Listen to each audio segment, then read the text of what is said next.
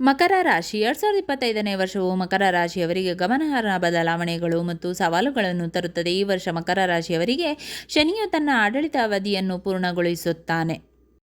ಆರೋಗ್ಯ. ವರ್ಷದ ಆರಂಭದಲ್ಲಿ ನಿಮ್ಮ ಆರೋಗ್ಯ ಚೆನ್ನಾಗಿರುತ್ತದೆ. ನೀವು ದೀರ್ಘಕಾಲದವರೆಗೆ ಯಾವುದೇ ಕಾಯಿಲೆಗೆ ಚಿಕಿತ್ಸೆ ಪಡೆಯುತ್ತಿದ್ದರೆ ಜನವರಿ ಮತ್ತು ಏಪ್ರಿಲ್ ನಡುವೆ ಅದರ ಚಿಕಿತ್ಸೆಯು ಪ್ರಯೋಜನಕಾರಿಯಾಗುತ್ತದೆ.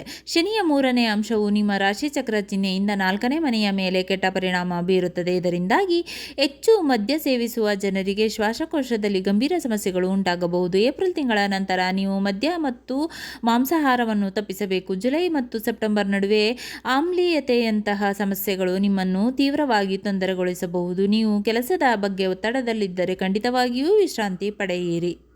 ಆರ್ಥಿಕ ಸ್ಥಿತಿ. ಈ ವರ್ಷವು ನಿಮಗೆ ಆರ್ಥಿಕವಾಗಿ ಸಕಾರಾತ್ಮಕವಾಗಿ ಆರಂಭ. ಪೂರ್ತಿ ವಿಡಿಯೋಗಾಗಿ ಮತ್ತು 12 ರಾಶಿಗಳ ಭವಿಷ್ಯವನ್ನು ತಿಳಿಯಲು ಕೆಳಗಡೆ ಇರುವ ಲಿಂಕ್ ಅನ್ನು ಕ್ಲಿಕ್ ಮಾಡಿ ವೀಕ್ಷಿಸಿ.